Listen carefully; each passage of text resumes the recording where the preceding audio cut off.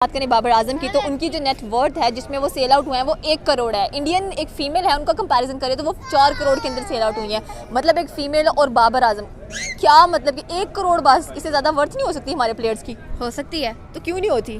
क्योंकि वो खेलता ही इतने बुरे हैं।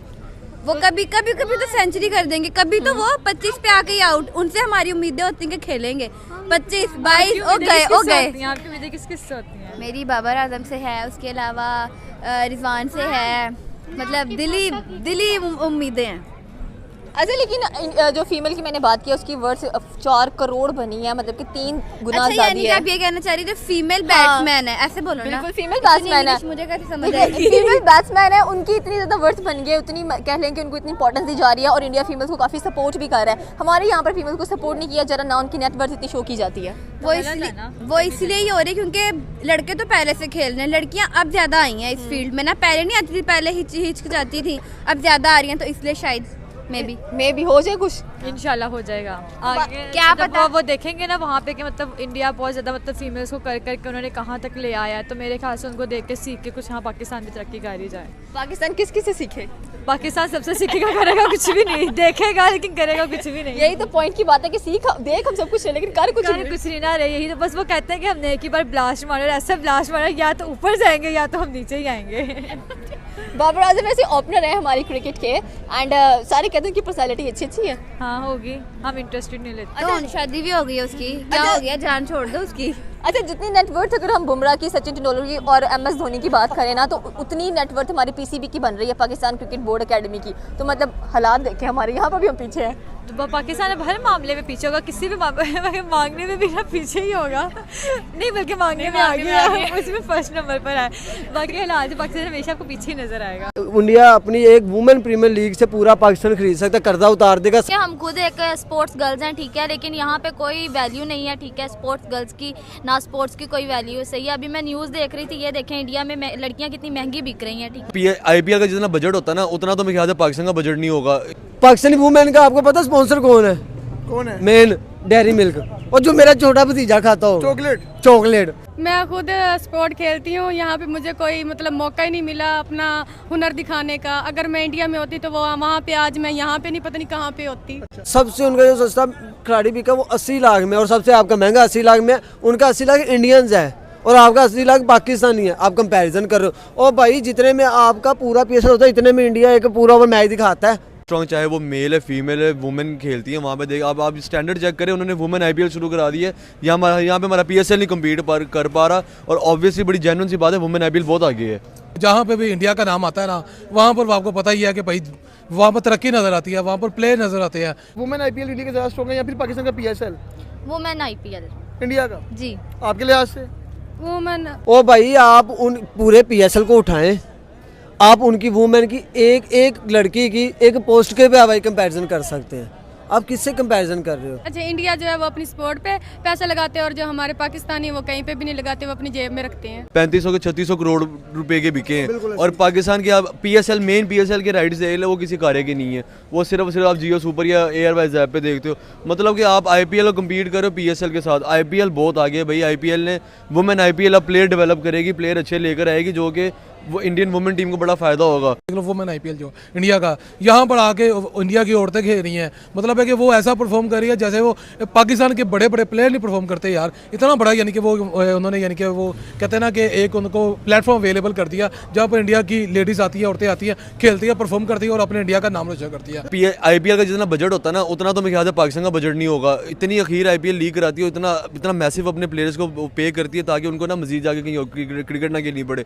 और जहाँ तक आप गेम्स की बात करो, आप जो सा मर्जी स्पोर्ट्स उठा लो, आपने ओलंपिक्स देखा, एशियन गेम्स देखी, इंडिया ने अपना नाम बनाया। और नाम क्यों बनाया भाई? वो अपने प्लेयर्स को फैसिलिटेट देते हैं, पैसा देते हैं, इन्वेस्टमेंट करते हैं उनके ऊपर। मतलब कि इंडिया अपनी स्पोर्ट्स में बहुत पैसा लगा रहा है। इंडिया अपने स्पोर्ट्स में इतना पैसा लगा रहा है, मतलब पैसा लगा हुआ उनको नजर आता है। नीरज चोपड़ा को देख लें, बैक टू बैक इतनी ट्रॉफीज अपने भारत के नाम उन्होंने की है। इंडिया ने अपने जितने स्पोर्ट्स प्लेयर उनको पैसा देकर उन पर यूटिलाइज किया ताकि हमारे मुल्क का नाम रोशन हो। यहाँ पे PSL दे लें, हमारा बाबर आजम मेरे ख्याल से कोई 70-80 लाख रुपए का बिकता है, और वहाँ पे उनका जो रिंकू सिंह है वो 70 लाख का बिका। इतना फर्क देखो। 2.00 करोड़ यानी कितने बने? 2 करोड़ माशाल्लाह। हाँ जी, इंडियंस और कौन सी बात कर रहा हूँ। और आपके मैं नीचे नाम लेके बदनाम नहीं करना चाहता, आप पहले ये मुझे बताएं आपका कौन सा प्लेयर है 2 करोड़ वाला?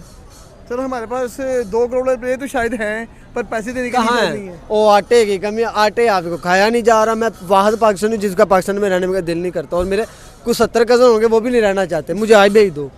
आप जी पाकिस्तान का कंपैरिजन कर रहे हो उसके साथ, आप अगर बांग्लादेश के साथ कंपैरिजन करोगे ना आपकी लीग छोटी निकलनी है। उनके बच्चों के साथ कर सकते। अच्छा उनकी टीम गई हुई है अफ्रीका, बिल्कुल सी टीम आप कहते हो, उस टीम सी टीम को पाकिस्तान की टीम के साथ खिला के कंपैरिजन ही करो, खिला के देख लो। अगर आप जीत गए तो भाईजान मैं पाकिस्तान वैसे भी छोड़ना चाहता हूँ, वैसे मुझे निकाल देना। पाकिस्तान का वुमेन क्रिकेट आपको कहाँ तक नजर आती है, कहाँ तक ग्रोथ कौन सी पाकिस्तान की वुमेन क्रिकेट? एनी सिंगल लड़की का नाम बताओ बिस्मा मरूफ के अलावा, क्योंकि वो थोड़ी सी सोनी है। और को बताओ मुझे भी भाई, जब आपको इतनी नॉलेज नहीं पता मींस हमारे मीडिया क्या दिखाना जब उनकी परफॉर्मेंस ही नहीं है। इन्वेस्ट नहीं करते। और भाई उन पे इन्वेस्टमेंट ही नहीं है, इन्वेस्टमेंट बल्कि उनकी परफॉर्मेंस ही नहीं है। आपका दायरे देखो, आप कोचेज बेचारे क्या करें, बुरखे में आ जाते हैं। भाई हमने नहीं क्रिकेट, वो क्रिकेट एनवायरनमेंट मांगती है। पाकिस्तानी वुमेन का आपको पता स्पॉन्सर कौन है? कौन है? मेन डेयरी मिल्क, और जो मेरा छोटा भतीजा खाता हो चॉकलेट। कि हम खुद एक स्पोर्ट्स गर्ल्स हैं, ठीक है, लेकिन यहाँ पे कोई वैल्यू नहीं है, ठीक है, स्पोर्ट्स गर्ल्स की ना स्पोर्ट्स की कोई वैल्यू सही है। अभी मैं न्यूज़ देख रही थी, ये देखें इंडिया में लड़कियाँ कितनी महंगी बिक रही हैं, ठीक है। हाँ, ये जी नीदरलैंड 2 करोड़ जिनके पाकिस्तानी 7 करोड़ की हो गई है। हाँ जी बिल्कुल, लेकिन यहाँ पे पाकिस्तान में मुझे कोई वैल्यू नहीं नज़र आती स्पोर्ट्स की, या स्पोर्ट्स के जो भी लोग यहाँ पे खेलते हैं। अगर आपको मौका मिले इंडिया में जाके क्रिकेट खेलने का, आप जाएंगे वहाँ पे? जी ज़रूर जाएंगे। किसको मौके की तलाश में तो हर कोई रहता है ना, कि उसको अच्छा मौका मिले और वो आगे बढ़े। कि अगर हम बाबर आजम की बात करें और उस दूसरी साइड की तरफ से हम इंडियन फीमेल की बात करें जिनका नाम स्मृति नंदन है, उनकी वर्थ 4 करोड़ बनी है, यानी कि 4 करोड़ में वे सेल हुई हैं। हम बाबर आजम की बात करें 1 करोड़ में हुए हैं। इतनी कम वर्थ हमारे प्लेयर्स की क्यों है, और वो भी बाबर आजम की? एक्चुअली लोग उसे पहचान नहीं पा रहे। वो बहुत अच्छा बंदा है और लोग समझते हैं कि वो बहुत ही कोई 3rd क्लास, और 2 गेम में वो नहीं खेल पाया तो इसका क्या मतलब है कि उसकी वैल्यू गिर गई। इतना अच्छा वो प्लेयर है, इतने उसने हमें मैच जितवाए हैं, कोई बात नहीं, उसकी भी वैल्यू ऊपर आ जाएगी, टेंशन नहीं आपने लेनी। 1 करोड़ से 2.5 करोड़ में जाएगा, बहुत ऊपर का बंदा है। अच्छा 1 करोड़ से 100 करोड़ में 2.5 करोड़ 100 में भी जा सकता है, टेंशन क्यों लेनी है आपने? 1876 करोड़, इतने रुपए अगर एक साथ कोई सपने में देख ले तो हमेशा के लिए सोता ही रह जाएगा खुशी के मारे।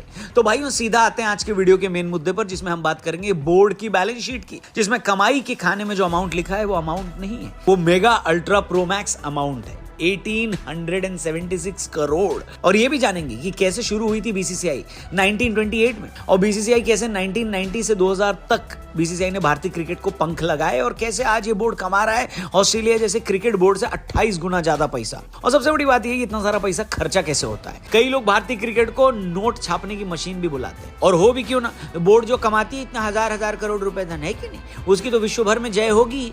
मगर एक समय जिस बोर्ड के पास अपनी वर्ल्ड कप विनिंग टीम के स्वागत तक के पैसे नहीं थे, आखिर उस बोर्ड ने ऐसी कौन सी घुट्टी पी ली कि आज उनकी कमाई लगभग 1900 करोड़ के पास पहुंच गई है। कोई हैरान नहीं होगा अगर अगले साल इसी वक्त हमें खबर मिले कि बीसीसीआई की सालाना कमाई 2500 करोड़ रुपए है। तो भैया 1928 में मद्रास में बीसीसीआई का जन्म हुआ, और इसका मुख्य मोटिव भारत में क्रिकेट को बढ़ावा देना और इसे कई ऊंचाइयों तक ले जाना था, जो कि करीब 65 साल बाद जगमोहन डालमिया के सचिव बनते देखा गया।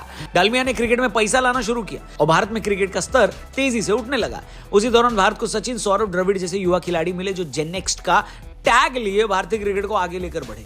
क्रिकेट की क्वालिटी इंप्रूव हुई तो क्रिकेट देखने की भी क्वालिटी इंप्रूव हो गई। मैदान पर फैंस को सुविधाएं मिली, टीवी पर दर्शकों के लिए बढ़िया कमेंट्री आई। 1996 से 2000 के बीच भारतीय क्रिकेट ने तेजी से नए क्रिकेट को अपनाना शुरू किया, और बीसीसीआई ने इसमें शानदार काम करते हुए वर्ल्ड क्रिकेट में अपना नाम किया। और आज के समय में मोटा भाई की लीडरशिप में बीसीसीआई न केवल भारत में क्रिकेट का सेंटर ऑफ अट्रैक्शन है, बल्कि ये दुनिया का सबसे धनी क्रिकेट बोर्ड भी है। पर बीसीसीआई आखिर इतना पैसा कमाता कहां से? दरअसल बीसीसीआई अलग अलग चैनलों के जरिए रेवेन्यू जनरेट करती है, जिसमें ब्रॉडकास्टिंग राइट्स, मैच ऑर्गेनाइजेशन और आईपीएल राइट्स की कमाई शामिल। अब बात बीसीसीआई जब इतना कमाती है तो सब पैसा जाता कहां है? बीसीसीआई ने 2020-21 में 2600 करोड़ रुपए की आय कमाई, और इसका खर्च सिर्फ 808 करोड़ रुपए था। और इस तरह बीसीसीआई की कमाई और खर्च के बीच का अंतर काफी बड़ा है, जिससे बीसीसीआई अपनी नेटवर्थ को बढ़ाने में सक्षम होती है। बीसीसीआई का सबसे बड़ा खर्चा है खिलाड़ियों की सैलरी, जिसमें विराट कोहली और रोहित जैसे खिलाड़ी ले जाते हैं एक केबीसी जितना अमाउंट, बोले तो 7 करोड़ रुपए। वैसे किसी की भी सैलरी ऐसे पब्लिकली डिस्कस नहीं करनी चाहिए, मगर ये सारे अमाउंट भी बीसीसीआई की कमाई 1876 करोड़ करोड़ के आगे चिल्लड़ लग रहे हैं।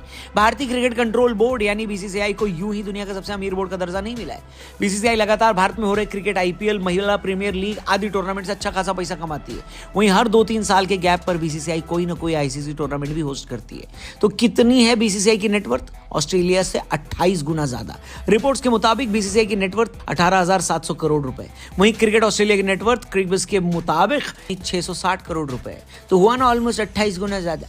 अभी तो आने वाले फरवरी मार्च के दौरान महिला प्रीमियर लीग के दूसरे सीजन का आयोजन बीसीसीआई करेगी। वहीं आईपीएल हर साल की तरह मार्च के अंत में या अप्रैल में शुरू होगा और खेला जाएगा। आईपीएल यानी इंडियन प्रीमियर लीग से बीसीसीआई को काफी भर के फायदा होता है, ये सबको पता है। और हाल ही की एक रिपोर्ट के अनुसार आईपीएल के 2023 सीजन में एड रेवेन्यू से 10,000 करोड़ का रेज हुआ है। इसमें बीसीसीआई फ्रेंचाइजी के मालिकों और ब्रॉडकास्टर्स ने सीधे 65% कमाया। बीसीसीआई ने आईपीएल 2023 में सिर्फ एड से ही 430 करोड़ रुपए के आसपास कमाए थे। इतना पैसा है बीसीसीआई के पास कि लगता है कहीं क्रिकेट चलाने वाली आईसीसी बीसीसीआई से ये ना कह दे, मालिक आगे का क्या सोचा है।